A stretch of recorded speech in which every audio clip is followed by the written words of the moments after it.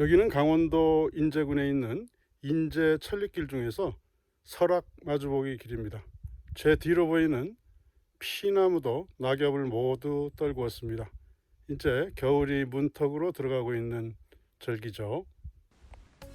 오늘은 인제 천리길 중 설악 마주보기 길을 따라가면서 이곳에 살고 있는 꽃과 나무들, 열매들을 관찰해 보겠습니다.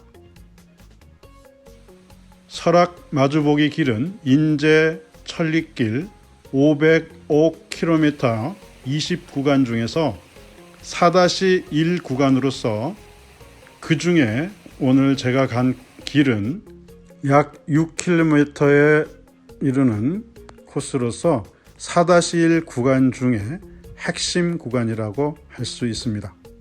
날씨가 좋은 날에는 서쪽으로 홍천의 가리산 뿐만 아니라 설악산 전체가 한눈에 전망되는 설악산 최고의 전망 코스라고 할 수 있는 곳입니다. 특히 4-1 구간 중 제가 오늘 간 코스는 자동차 길을 빼고 차량으로 접근한 후에 원점 회귀할 수 있는 코스입니다. 먼저 당단풍 나무가 아직 잎을 떨구지 않은 채로 나타납니다. 중부 이북에 자라는 단풍나무 속식물이죠. 고지대이기 때문에 대부분의 나무들이 이미 잎을 모두 떨군 상태였지만 일본 이깔나무는 늦게까지 단풍이 든 잎을 달고 있습니다. 어린 일본 이깔나무들은 아직 푸른 잎도 달고 있었죠.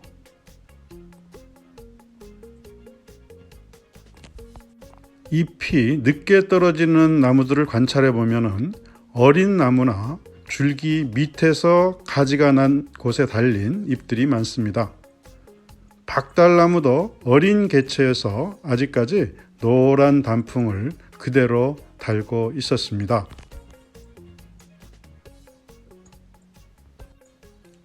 희뿌연 운무 속에 신갈나무 가지에 파란 잎을 단 식물이 보입니다.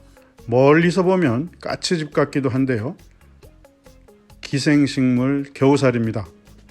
겨울에도 푸른 잎을 자랑하는 상록스이며 노란 열매를 많이 달고 있었습니다. 신갈나무도 단풍이 든 채로 아직 잎을 떨구지 않은 것들이 있었습니다. 역시 어린 나무나 줄기의 밑에서 난 가지에 붙은 잎들이 대부분입니다. 신갈나무는 높은 곳에 자라는 참나무 종류이죠.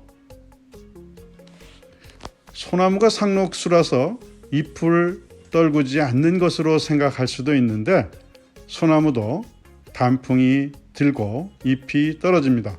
보통 2년 내지 3년 동안 줄기에 달려 있다가 가을철에 단풍이 들고 낙엽이 되지요. 꽃을 피운 식물도 있었는데 미국 쑥부쟁이입니다. 미국 쑥부쟁이는 환경부 지정 생태계 교란 식물인데 외국에서 들어와서 우리 땅에 살고 있는 귀화 식물이죠. 상당히 많은 개체들이 자라고 있었는데 대부분은 이미 열매를 맺고 있었습니다. 개망초라는 귀화 식물도 늦가기 꽃을 피운 개체가 있었습니다. 잡초 중에 하나이죠.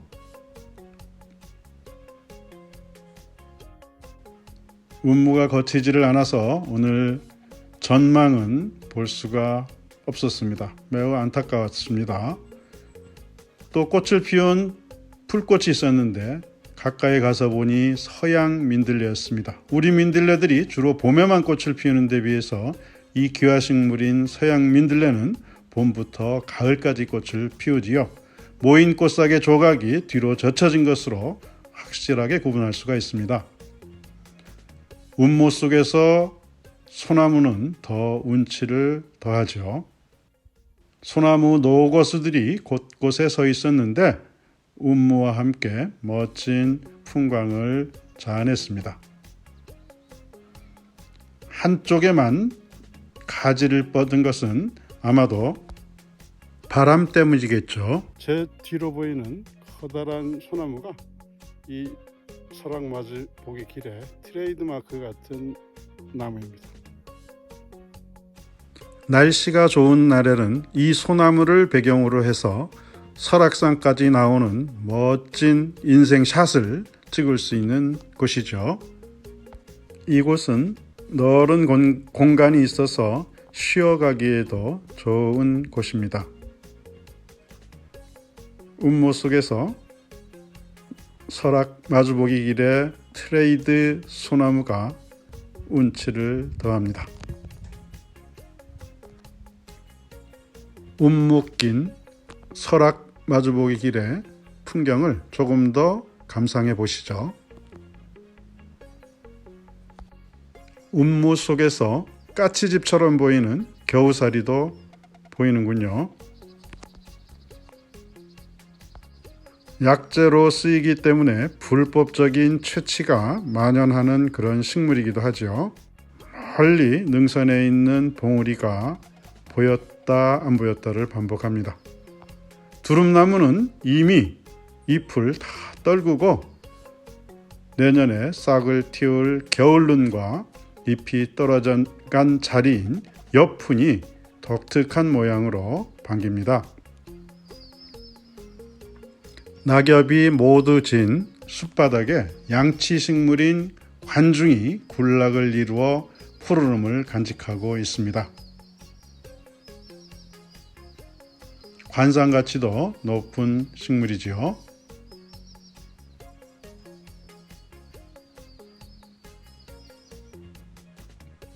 숲 밑바닥에 관중이 파릇파릇하게 아직 남아 있습니다. 운무는 거칠 줄 모르고 계속해서 뒤쪽에 능선을 보여줬다 다시 운무가 들어왔다 하기를 반복합니다.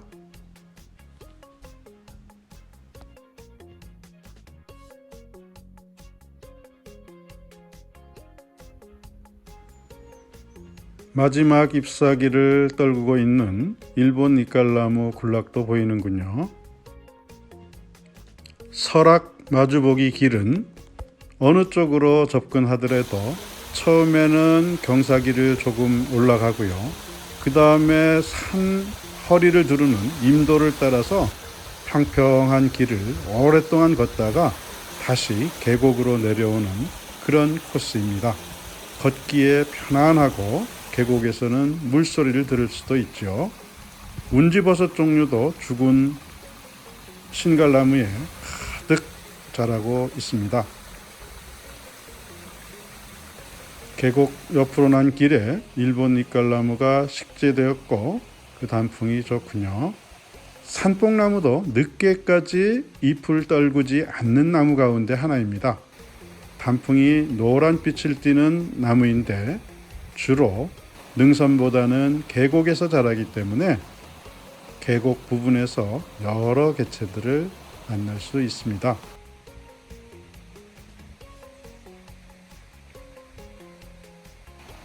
고도가 낮아지자 졸참나무도 잎을 단 개체들이 나타났습니다. 역시 참나무 종류로서 위쪽에는 신갈나무가 잎을 덜 떨군 개체들이 있었는데 여기는 졸참나무가 나타나기 시작했습니다. 산딸기도 잎을 아직 떨구지 않은 채 푸르름을 간직하고 있습니다. 일부는 단풍이 들었고 일부는 아직 파란 잎을 자랑하고 있습니다. 크게 자란 일본 이깔나무 조림지가 만추의 정취를 흠뻑 느끼게 합니다. 물기가 많은 곳에는 호랑버들도 자라고 있는데 아직 단풍 상태로 남아 있습니다. 가지를 가만히 살펴보면 내년에 잎이나 꽃이 필 겨울눈도 볼 수 있습니다. 경사가 급하지 않고 넓게 난 계곡 주변의 임도를 따라서 계속 내려갑니다.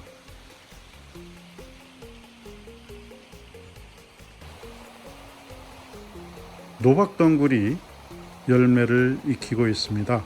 일부 가지에는 파란 잎도 남아 있군요.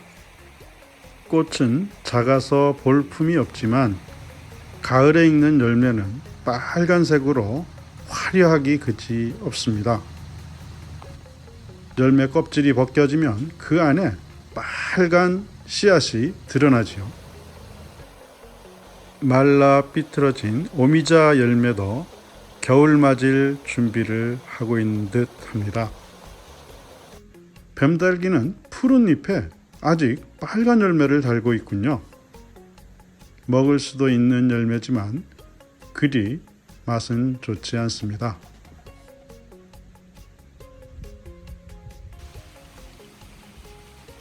이제 길이 다시 평평해지면서 계곡 주변으로 나아갑니다. 계곡에는 아직 맑은 물소리가 남아있고 주변의 이끼들은 파릇합니다. 국수나무도 거의 잎을 떨궜는데 몇몇 잎들이 아직 남아있군요. 노란 빛깔의 단풍이 드는 떨기나무이지요. 흔하게 볼 수 있는 나무였는데 단풍 빛깔이 곱기도 합니다. 고로쇠 나무의 마지막 잎새들이 남아 있군요. 단풍이 그렇게 고운 나무는 아닌데 아직 떨어지지 않고 그대로 가지에 붙은 채로 남아 있습니다. 녹색인 부분과 갈색인 부분의 잎을 동시에 가지고 있군요. 약초로 알려져 있는 더위지기도 늦가기 열매를 달고 푸른 잎을 자랑하는 개체들이 몇 개 남아 있습니다. 쑥 종류로서 키가 2m까지 크게 자라는 여러 해살이 풀이죠. 이제 원점 획이 출발 지점으로 돌아왔습니다. 약 2시간 30분 정도 걸리는 좋은 트레킹 코스가 설악 마주보기 길입니다.